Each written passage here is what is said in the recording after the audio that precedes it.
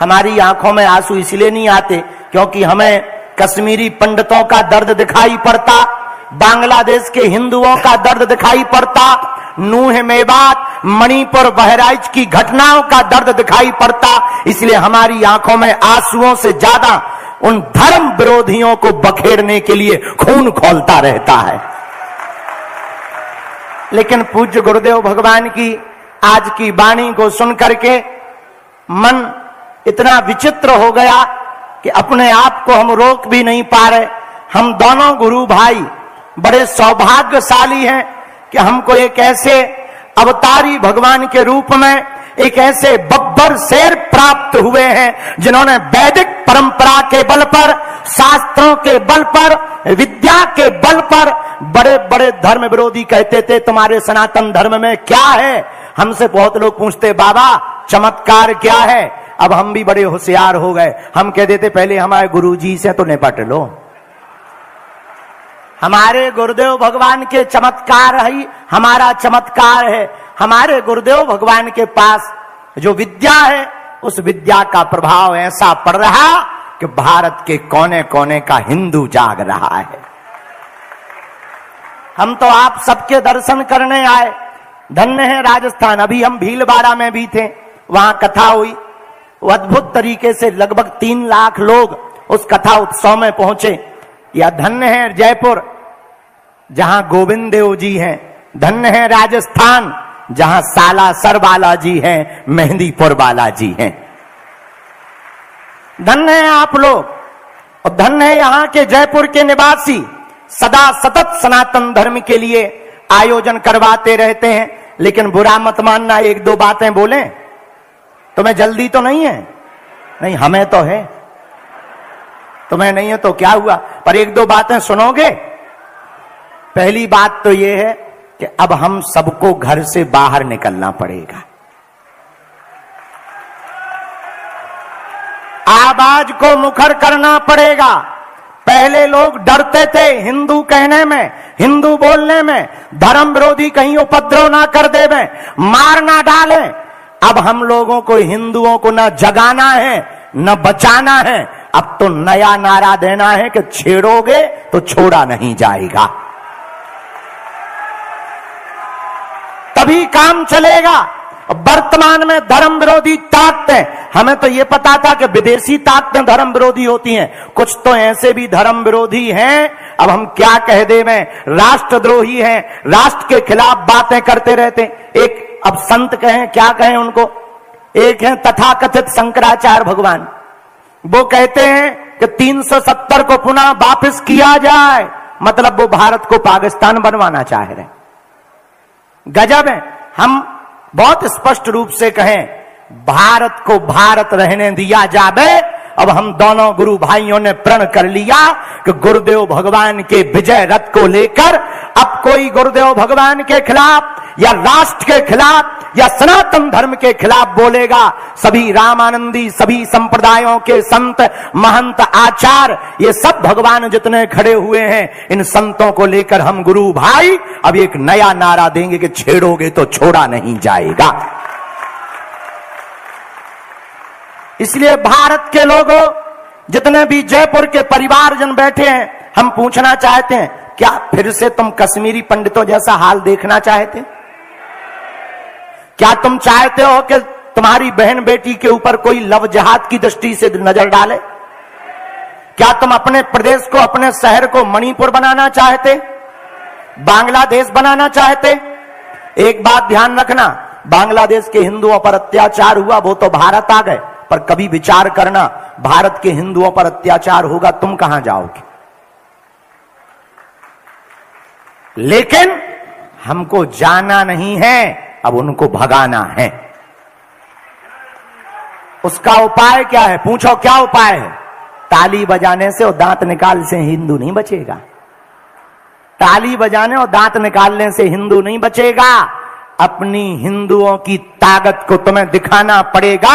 जब वो एक है उनके में तौकी रजा, वो कह रहे कि हम सड़कों पे निकलेंगे तो रूह कांप जाएगी। हमने कहा हम निकलेंगे तो तुम्हारी भूख कांप जाएगी। हाँ, तो अब उनको ये बताना पड़ेगा तभी ये मानेंगे। सठे साध्यम समाचरित, जो जैसा होगा हमें वैसा जवाब देना पड़ेगा।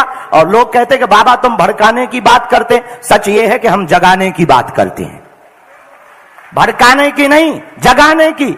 अगर आज नहीं जागे तो पश्चिम बंगाल में हालत क्या है सबको पता है, श्रद्धा का मर्डर हो गया सबको पता है। तुम्हारे ही राजस्थान में हिंदुओं के रहते हुए इस राजस्थान का दुर्भाग्य है, छोटे से 8वीं और 9वीं में पढ़ने वाले आदर्श और हेमराज नाम के बच्चे को चाकुओं से मार दिया, कन्हैयालाल दर्जी को मार दिया, तुम्हारे मंदिरों में मस्जिदों को बना दिया, और तुम्हारे ही भीलवाड़ा में गाय की पूंछ को काटकर हनुमान जी के ऊपर चढ़ा दिया। ये हिंदुओं के सोए हुए होने का परिणाम है। इसलिए लोग कहते हैं कि आप हिंदू मुसलमान करते, सच ये है हम सिर्फ हिंदू हिंदू करते हैं। इसलिए हम लोगों को अब जागना है, भागना नहीं है। क्या करना है? जोर से बोलो, हम सब हिंदू। अब उपाय बताओ कैसे होंगे, एक पूछो कैसे? अरे जोर से तो पूछो। जात पात की करो विदाई, हम सब हिंदू भाई भाई। जो गुरुदेव भगवान ने अभी घोषणा की, हिंदू एकता पदयात्रा, हमने विचार किया हवाई जहाज और चील गाड़ी से धर्म नहीं बचना है। मंचों पर केवल बड़े बड़े लोग आ पाते हैं, वो नहीं आ पाते हैं जो समाज में सबसे पिछड़े होते हैं। अब हमने प्रण किया कि जिनको हम मंचों पर नहीं बुला पाते, हम गांव गांव जाकर के उनको गले लगाएंगे।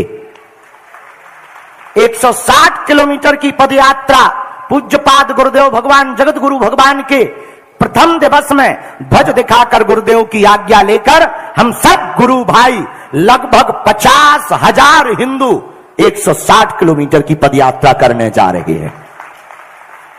अब हम लोगों को एकता का बल दिखाना पड़ेगा। लोग कहते हैं कि आप नफरत फैलाते हो, हम सच बोले नफरत नहीं, हम प्रेम के आदी हैं, पर गर्व से कहते हैं हम हिंदुत्ववादी हैं, हम नफरत के आदी नहीं हैं। और दूसरी बात, हमें जो आकर के यहां पता लगा बहुत अच्छा नहीं लगा, गलता गादी रामानंदियों की है, रामानंदी संप्रदाय के ही आचार्य पूज्य गुरुदेव भगवान की प्रेरणा से वहां पर बैठेंगे। उसके लिए हम सब गुरु भाई प्रयत्न करेंगे, ये संत भगवान भी प्रयत्न करेंगे, सब लोग लगे भी हैं, सभी संत भगवान भी लगे हुए हैं। और अच्छा 370 हटनी चाहिए थी कि नहीं? बोलो। अच्छा वापस आ जाए फिर से, पर एक जन है तो कह रहे वापस आ जाए।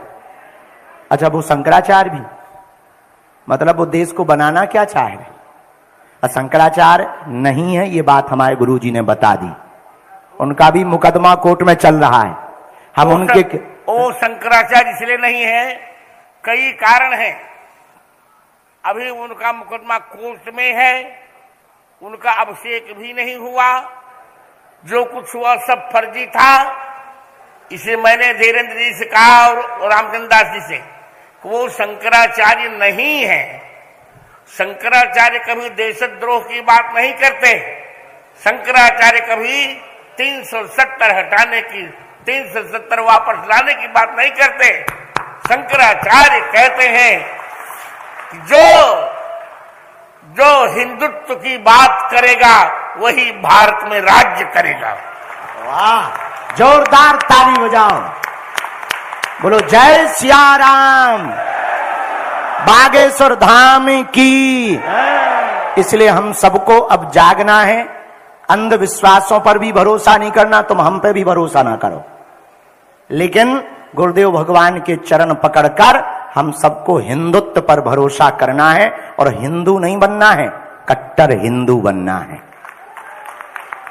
कौन सा हिंदू बनना है? जोर से बोलो। और जितने युवा बैठे हैं ऐसे बैठे जैसे पिटके आए हों, घर से लड़ाई हो के आइए का। अच्छा सुनो, युवाओं के लिए एक संदेश है, पूछो क्या? जो सेल्फी लेकर के मोबाइल लेकर पीछे पीछे पड़े रहते हो, हमारी प्रार्थना है पागल हरो, ऐसा करियर मत बनाओ कि तुम्हें दूसरों के पीछे सेल्फी लेने के लिए पागल होना पड़े। ऐसा कैरियर बनाओ कि लोग तुम्हारे पीछे सेल्फी लेने के लिए पागल हों। ऐसा पढ़ो और बढ़ो, इस दुनिया में कुछ भी असंभव नहीं है, सब कुछ संभव है, सब कुछ पाया जा सकता है। आज से 20 साल पहले लगता था कि राम मंदिर कभी नहीं बनेगा, बन गया। और बनवाने का श्रेय जब सुप्रीम कोर्ट में गुरुजी गुरुदेव भगवान खड़े भय, उस तरफ से भी हलीउल्लाह वाले खड़े भय। वे बोले क्या है? जब गुरुजी ने मैं वेद मंत्र और संख्या नंबर बताए और प्रमाण दे, तो वो भी नीचे उतर के आए कि आप आए कहां से हो। उनकी भी आंखें खुल गईं। एक हमें मिले हलीउल्लाह वाले, बोले तुम्हारे सनातन धर्म में तुम्हारे गुरुजी बहुत खतरनाक हैं, हम कहा उनसे फंसा ही ना जाइयो। हाँ, अब विचार कर लो, जब चेला ऐसा है ठटरी भर जाएगी। तो राम जी भी बैठ गए। कुछ लोग कह रहे थे कि मंदिर अगर बनेगा तो ईंट से ईंट बजा देंगे, उनकी खुद की ईंटें बज गई। अच्छा, हम उनके खिलाफ नहीं है, लोगों को लगता है कि हम मुसलमानों के खिलाफ हैं, हम बिल्कुल भी खिलाफ में नहीं है, बने रहे, पर कायदे में रहेंगे तो फायदे में रहेंगे। क्योंकि अब ये पुराने वाले हिंदू नहीं है, ये जगे हुए हिंदू हैं, ये पूज्यपाद जगत गुरु भगवान के चेला हैं। अब ये रुकेंगे नहीं, इसलिए आप लोगों से भी